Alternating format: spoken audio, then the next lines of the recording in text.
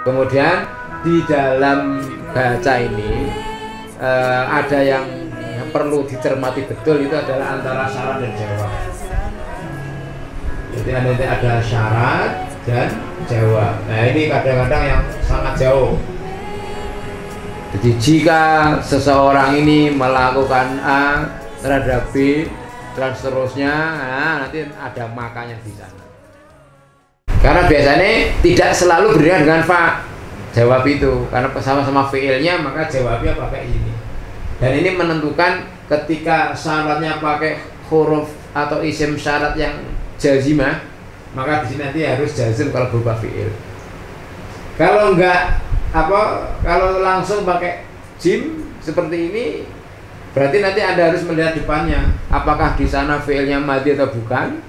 Belakangnya ini nanti baru Anda akan baca sesuai dengan kehendak depannya. Jadi misalkan kalau syaratnya pakai ida, nah maka di sana tidak butuh jazm. Tapi kalau nanti banyak in di sini, ini ada innya misalkan, maka jawab yang ada jimnya ini harus, kalau ini podo-podo fi'il mudhari harus dibayar jazm. Misalkan in tutik, misalkan in tutik, misalkan. Nah ini kan in tutik, maka jawabnya ini, jika kamu taat kepada gurumu misalkan, maka kamu akan dapat hadiah. Berarti misalkan yang ini. Jadi, nah di sini nanti harus jazm karena ada jimnya, karena ada in tutiknya. Jika kamu mentaatiku, aku memberimu uang, berarti nah ini ukti. Nah ini harus ada baca ukti karena ini ada jimnya, jawabnya sebagai in. Dan ini yang paling sering terjadi dalam teks, kayak teks pembahasan bahasa Arab, ini yang paling kadang-kadang mengecoh ketika membaca. Ketika fulusan misalkan dan seterusnya. Dan maka nanti di jurumiyahnya nanti harus Anda hafalkan ini, huruf syaratnya, isim syaratnya apa, kemudian di sini fiilnya apa, kemudian jawabnya apa. Kok ini kok tidak berupa fiil, maka harus ada fa-nya, baru jimnya yang sesuai dengan fa-nya. Jangan, jika kamu taat maka kamu adalah orang baik, ya nanti ada fa anta. Nah begini, ini ada fa-nya. Nah ini sekilas cara membaca begitu. Jadi misalkan Anda baca Alhamdulillahirabbil alamin dan seterusnya, nah ini berlaku seperti ini. Karena nanti di sana ada beberapa hal yang berkaitan dengan maupun i'rab dan tulis seperti ini. Ini yang pokok-pokok. Yang pokok. Dan selebihnya kan banyak sekali, nanti ada misalkan ini khobar ini. Karena mubtada khobar ini pokok. Ini kalau dimasuki oleh amil yang lain maka nanti khobar tetap khobar. Cuman bacaannya berbeda huruf terakhirnya. Tapi khobar tetap, karena mubtada khobar ini pokoknya bisa kemasukan kana misalkan ya. Karena maka ini yang tadi yang mubtada nanti isimnya kana, yang khobarnya kana, mubtada khobarnya kana. Kalau Anda katakan at-talibu, kita ulangi at-talibu misalkan, at-talibu qaimun ya. Ini pokoknya ini mubtada, ini khobar. Nah, khobar di sini bisa dari mubtada langsung kalau tidak ada tambahan. Kalau pasang kana maka ini kana, ini jadi isimnya kana, tidak lagi mubtada. Ini hapus jadi isimnya kana. Lah isim kana kayak fa'il. Kayak fa'il ya, jadi kenapa isim kana kayak fa'il. Itu kalau biasanya dipasang ya kayak fa'il biasa, tapi ini khas statusnya bukan fa'il. Karena fa'il itu fi'il utuh, ini fi'ilnya fi'il bukan fi'il utuh ini. Nah ini jadi qa'iman. Nah begini. Kalau ini yang pasang ina, begini, maka ini tadinya bum jadi ba. Ini tetap sama tapi jadi qa'imun. Nah begini. Tapi dari sini semua. Nah, ini inna taliba qaimun. Tapi kalau yang donan tuh, maka ini akan berubah lagi, tapi tetap dari sini. Jangan kita baca donan tuh. Nah, maka di sini at-thalibah menjadi qafimah. Tapi tetap kalau di sini sudah tidak lagi mubtada khabar, tapi ini sudah menjadi fa'il semua, maf'ul semua. Tapi maf'ulnya tidak maf'ul bihi karena ini aslinya mubtada khabar. Tapi cara menentukannya apa namanya, ini pakai ing juga. Cuman ingnya tidak seperti ingnya yang di maf'ul bihi. Karena ini hakikatnya adalah pelakunya, ini adalah hakikatnya yang dikenai pekerjaan. Itu secara ringkasnya begitu. Cara membaca menentukan ketika baca kitab dengan utawi itu. Gitu ya. Nah, misalkan begini lah. Nanti ada lagi penambahan dari ini yang namanya tabe'. Nah, tabe' yang paling banyak digunakan namanya sifat. Sifat atau na'at. Ini yang sering terjadi malah. Nah, kalau sudah ada na'at, maka nanti kalimat yang menjadi sifat Anda pasang aja shot di depannya. Oh, berarti sifat ini berarti nanti bacanya sesuai dengan yang ada di depannya. Ini yang paling banyak. Sama atof. Kalau atof tidak butuh tanda karena atof itu pakai wawu yang paling banyak. Kalau atof itu berarti satu pekerjaan dilakukan oleh banyak orang. Nah, cara menghimpun itu adalah dengan wawu. Nah, ini sifat atau ini atof. Ini yang paling banyak ada di dalam kalimat yang ditambahkan dalam susunan kalimat. Jadi misalkan ini coba yang punya Fathul Qorib ya, itu dibuka nanti halaman pertama. Bismillahi ya, misalkan begitu.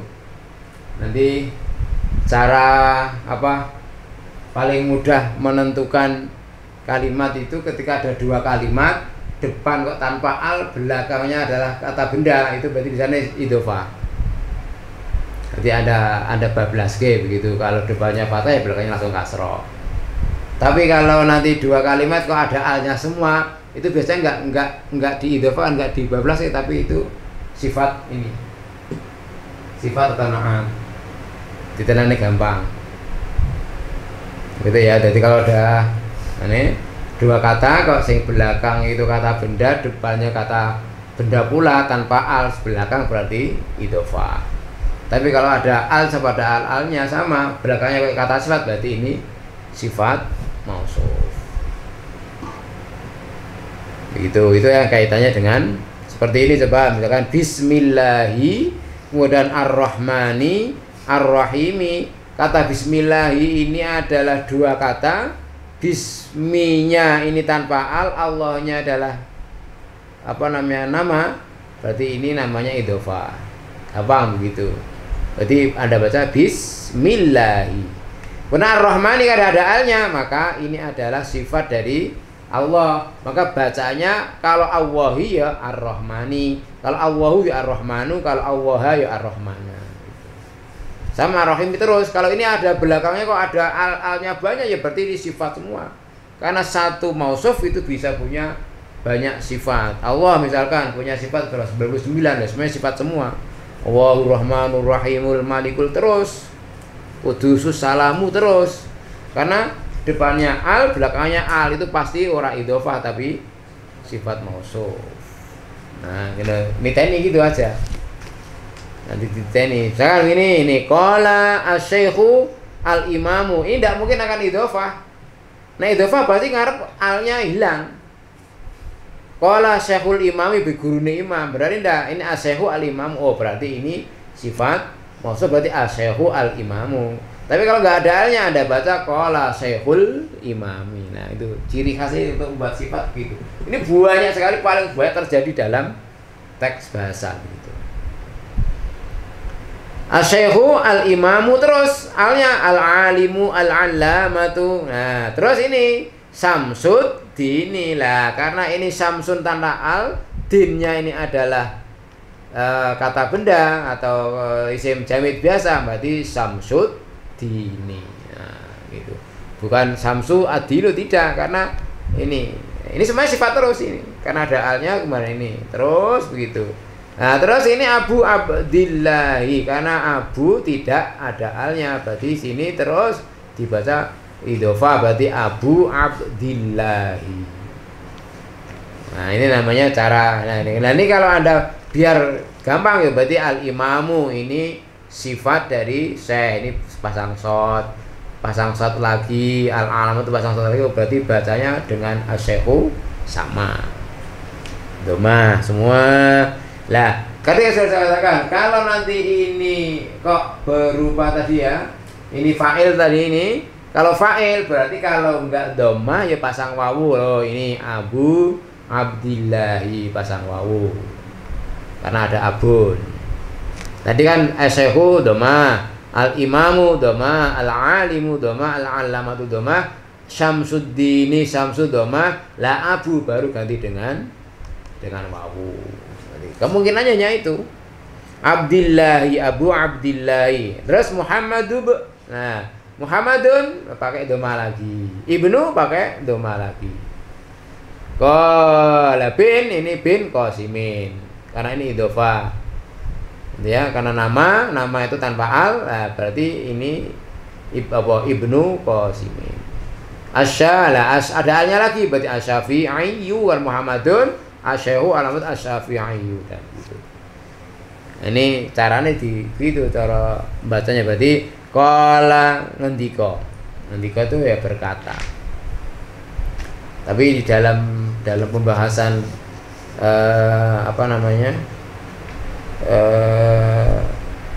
nahwu itu kan qala itu sebetulnya fi'il madhi itu kan zamannya telah lalu, tapi ini kan masih pertama, mana yang dikatakan masih di belakang.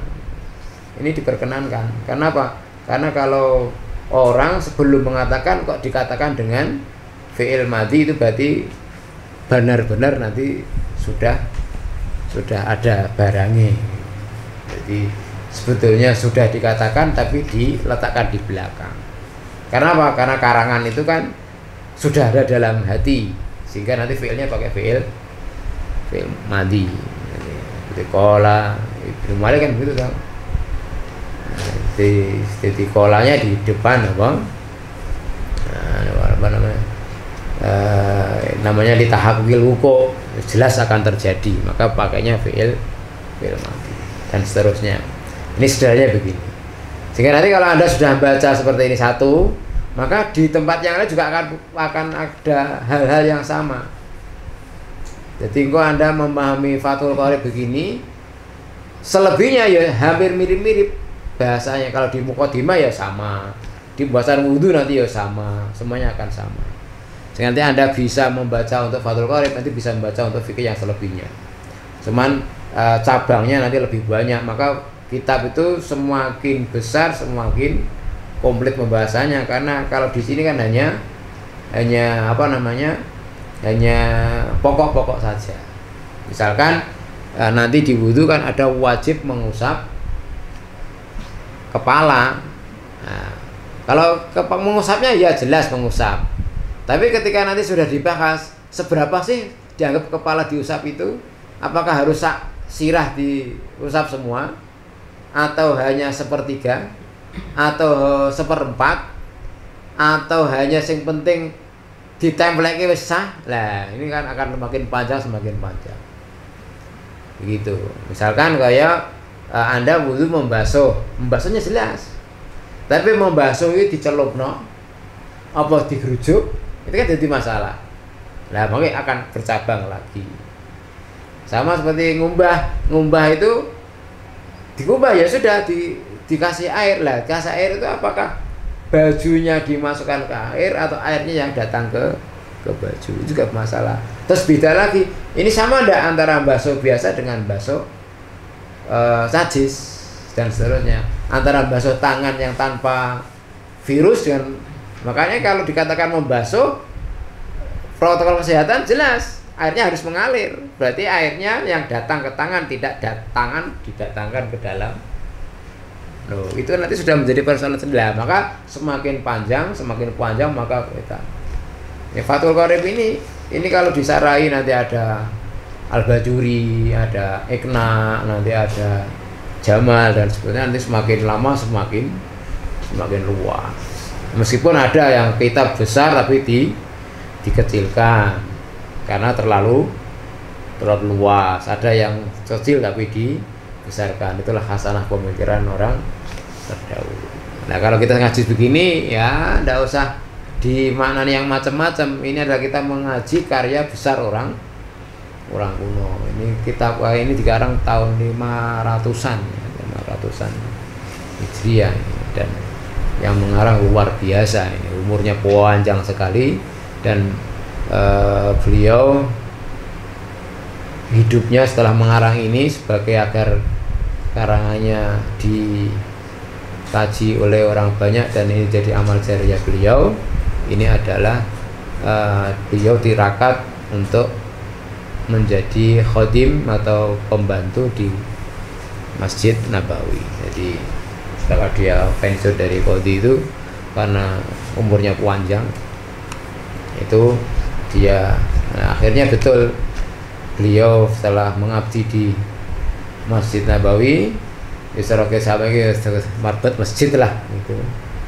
Akhirnya memang betul di Allah Subhanahu wa taala kitab ini dikaji sampai sekarang tahun berapa ini. Nah, berarti pahalanya berapa? Wong sa Indonesia pondok kabeh itu ngaji pertama mesti Fathul Qorib. Maka wong Jawa ngarani takrib wong urip. Itu cukup ada belajar.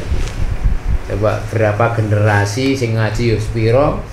Bahkan kadang-kadang sebagian para kiai itu kalau mengaji, sebelum mengaji baca Fatihah dulu dikhususkan kepada pengarangnya. Nah ini sudah berapa pahala ya. Apalagi ilmunya manfaat. Orang alim itu mesti awal-awalnya ngaji ini ya Fathul Qorib, nahwune ngajine Al-Ajrumiyah. Itu lagu wajib itu. Lagu wajib maka dulu saya ketika mengajar di pondok diriku semua itu ada Mbah Yai Putra Mbah Yai Nadif gitu ya, di tokoh PKB. Itu pernah jadi DPR PKB itu ketika pas khataman jurumnya itu dia menghentikan begini, kepingin ngalim fikih ya pertama kali kok pelajari Fathul Qorib, kepingin iso maca kitab pelajari aja Al-Ajrumiyah. Nah, Anda sudah akan bisa. Jadi orang karena apa? Masalah bacaan i'rab seperti ini tadi, ini sudah dibahas Jurumiyah. Kalau Anda kuatam Jurumiyah selesai sudah cara membacanya. Tidak usah butuh belajar alfiah karena hanya untuk membaca saja, kuasai aja Jurumiyah. Dan itu tidak ada nahwu yang paling pendek daripada Jurumiyah. Paling maka dikatakan mukhtasar jiddan. Mukhtasar itu ringkas, jiddan banget. Nah, itu yang apa namanya ini cara membacanya secara ikhlas begitu. Nanti kita akan setelah nanti Anda belajar sorof, belajar Al-Ajrumiyah, nah saya nanti akan saya tuntun. Misalkan gini, qala asy-syaikhu. Nah, nanti saya akan tanya qala ini babnya berapa. Kemarin yang kelas 10 sudah saya beri pelajaran pertama yaitu masalah bina. Coba Anda ingat-ingat ya. Qala ini binanya apa? Anda lihat, oh ada di tengah alifnya. Oh berarti binanya ajwaf. Nah, oh berarti wingi yang Anda contohkan kemarin, oh qala ini berarti yang ajwaf ada di tengah. Nah begitu. Berarti fi'ilnya fi'il apa ini? Fi'il madhi. Terus kemudian nanti babnya bab berapa? Nah nanti qala yaqulu. Oh ini binanya mudho apa? Ajwaf. Fi'ilnya madhi, babnya 1. Oh berarti nanti mudhari'nya Anda katakan qala yaqulu. Nah, inilah nanti ini hanya ini aja nanti akan saya praktekkan ilmu Anda di kelas ya dengan Anda membaca di sini. Asyaikhu, oh ini apa tadi? Oh fa'il. Maka fa'il ini i'rabnya rafa.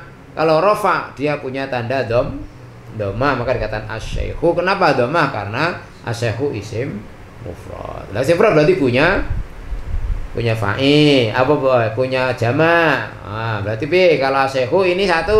Tadi saya sampaikan nara dhamma ya alif. Nah, kalau alif berarti kalau 2 ya asyaikhoni. Tinggal begitu. Karena jamanya taksir maka tetap dhamma asyuyukhu jamanya. Nah, gitu ya. Itu cara sekilas untuk perkenalan Anda pertama kali nanti membaca.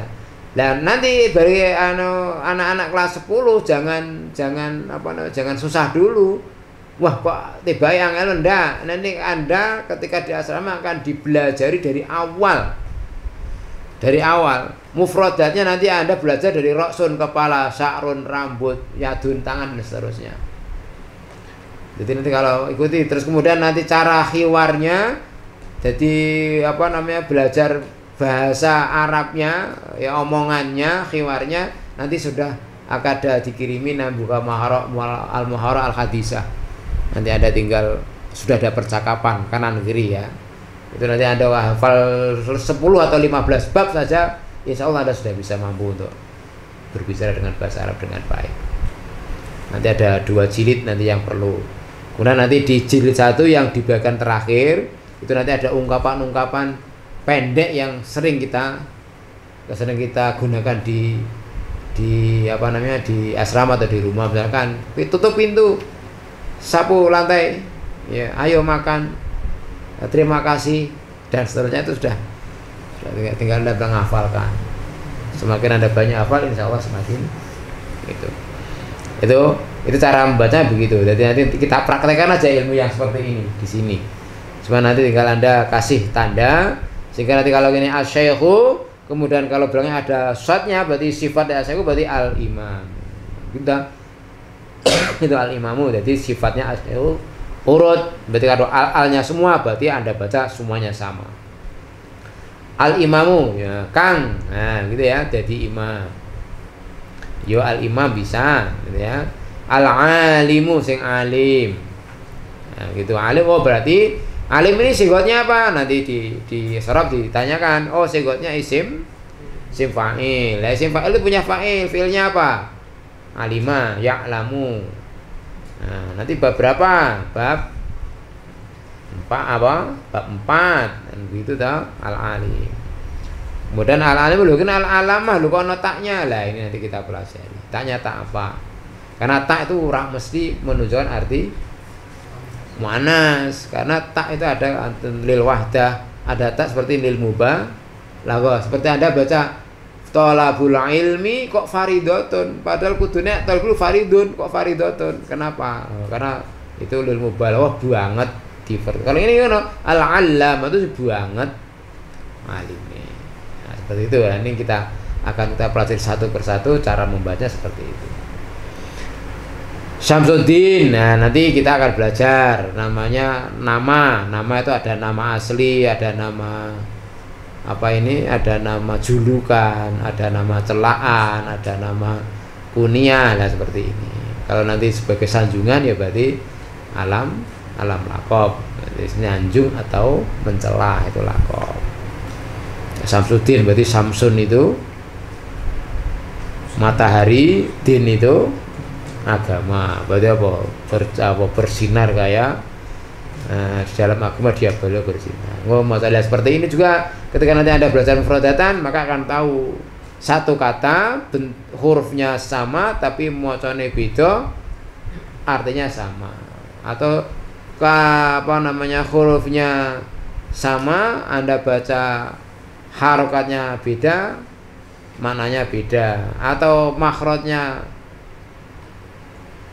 beda, maknanya beda. Kalau ini Anda baca Samsuddini ya berarti mataharinya agama. Tapi kalau Anda baca Samsuddaini berarti mataharinya buta. Nah, kan begitu. Ini sudah dain sama din itu sudah beda. Nah, maka kalau ada nama itu harus dipaske betul mufradatnya, paske betul makhrajnya. Makhrajnya beda, maknanya beda. Nah, terus Abu Abdillahi ya ini sama. Jadi nanti kalau julukannya itu Samsuddin namanya alam lakob, Abu Abdillah namanya alam kunyah. Kunyah itu apa? Kunyah itu untuk menyembunyikan nama aslinya. Jadi kalau ada orang namanya Slamet kok punya anak jenenge Zaid, maka ben orang ngerti jenenge Slamet dikatakan Abu Zaid. Ibu jenenge apa? Sariem. Sariem ben rakata Sariem berarti anaknya di Zainab, berarti dikatakan Ummi Zainab. Sama seperti ini. Jadi siapa? Muhammad bin Qasim, tapi dibaca Abu Abdillah. Nah, ini kebiasaan orang Arab. Orang Arab itu kalau sudah memberikan nama itu pasti ada lakopnya, ada kuniahnya, ada alam isemnya. Kalau Indonesia kan enggak. Jokowi. Kemudian zaman Pak Soeharto ada, jadi Bapak Pembangunan itu ada banyak, ada itunya. Nah kalau kita kan enggak, saya ya semundir ngono wae, ora nek dikai opo lah. Itu namanya apa? Ini cara membaca secara sederhana begitu. Nah dari sinilah nanti Anda ketika sudah belajar begini, maka Anda akan tahu satu kata itu nanti bisa Anda harus ngerti kalau ini segotnya apa, kemudian binanya apa, kemudian i'rabnya apa, mau ke i'rabnya apa, kemudian i'lalnya seperti apa, itu nanti bisa Anda ketahui dari sini. Beda kalau Anda hanya membaca diterjemah. Kalau Anda tahu mufradatnya, Anda baca terjemah, selesai. Karena Anda tahu makna, bisa langsung menerjemah. Tapi kalau sudah mengetahui perkatanya, ini yang sulit. Maka harus belajar ini, cara membaca ala. Makanya kalau Anda belajar di MAPK itu punya keuntungan. Kalau Anda pintar ya pintar tenan, kalau bodoh ya bodoh tenan gitu. Iya, kalau Anda di salaf, nah, saya ini ya santri salaf itu ya ngono maca kitab daki bisa. Tapi ketika sudah terjemah buat kalimat yang baik ya belepotan. Kan begitu. Kon ngomong ya mikir. Kan begitu. Sekarang yang dikaji itu cara membaca dan memahami masalah yang sampai ke dalam-dalamnya. Tapi kalau Anda belajar di pondok modern seperti Gontor, nak kon ngomong yo jos gandos rewo-rewo itu. Tapi begitu kajian fikih mendalam, yo matur nuwun. Banyak kita tahu itu. Makanya kalau nanti kalian semua sampai ke Mesir, itu di Mesir nanti akan ada bedanya. Mana santri salaf, mana MAPK, mana Gontor. Kan begitu. Coba sekarang, kalau nggak percaya, MKKN itu saya selama ini ya jadi juri Jawa Tengah itu belum pernah yang namanya pondok modern ikut MKK. Loh sampai yang namanya pidato pos peda itu ya, itu mana yang ada dari modern? Jarang. Kenapa ya segini? Karena MKI kalau ini kalau sudah jalan nahwunya mendalam itu ya sudah. Kalau hanya rofa nasab itu ya ini bukan berarti lah. Ada di sini tuh digabung antara manhajnya yang asli yang Gontor masukkan ke sini, Anda bagaimana cara bisa berpidato dengan baik, hiwar dengan baik, itu kita ngadopsi Gontor. Menghafalkan mufradat, diwajibno go kamus terus itu kan gitu. Gontor tuh anak baru itu pasti kamusnya terus ora iso lepas dari tangan itu. Karena salah sidik dihukum. Nah, Anda di sini belajar begitu. Juga dipelajari sistem salaf. Nah, gitu. Jadi salaf berarti akhirnya Anda ya bisa hiwar, bisa baca kitab. Nah, ini yang kelas 10 ini yang perlu harus diperhatikan. Jadi Anda niat di sini masuk ini untuk bisa berbahasa dan bisa baca kitab. Itu nanti kita mulai ini, kemudian nanti kita akan baca satu persatu. Mungkin kalau yang kelas 11 sama kelas 12 nanti sudah mampu untuk bisa memahami cara mengerti baik dari i'rabnya atau apanya, karena sudah alamat i'rab sudah selesai, kemudian makhluk i'rab sudah beberapa sudah kenal. Yang kelas 10 nanti ikuti dulu, jangan terlalu risau karena nanti Anda akan belajar dari awal, dari yang paling dasar. Itu yang terpenting. Oke, itu dulu pertemuan hari ini. Kita teruskan di pertanyaan akan datang. Nanti kita baca dari awal, kemudian kita fahami bersama. Nah, terutama nanti terpenting ini pokoknya saya tujuannya ini dipelajari. Yang penting Anda mampu untuk membaca kitab kuningnya. Untuk mengembangkan besok Anda akan berkembang. Yang penting sekarang bisa dulu. Dengan apa? Ya ini diiringi, maka Anda wajib ngapal mufradat, wajib belajar nahwu sorof, kemudian kita praktekkan di apa namanya di kitab ini. Nah, ini kitab yang paling sederhana ini. Makanya pondok itu batasan minimalnya ya Fathul Qorib. Kalau ini sudah paham, insya Allah untuk membaca yang di atasnya lebih mudah. Sebenarnya dasarnya tahu dulu. Mungkin demikian. Mari kita. Assalamualaikum warahmatullahi wabarakatuh.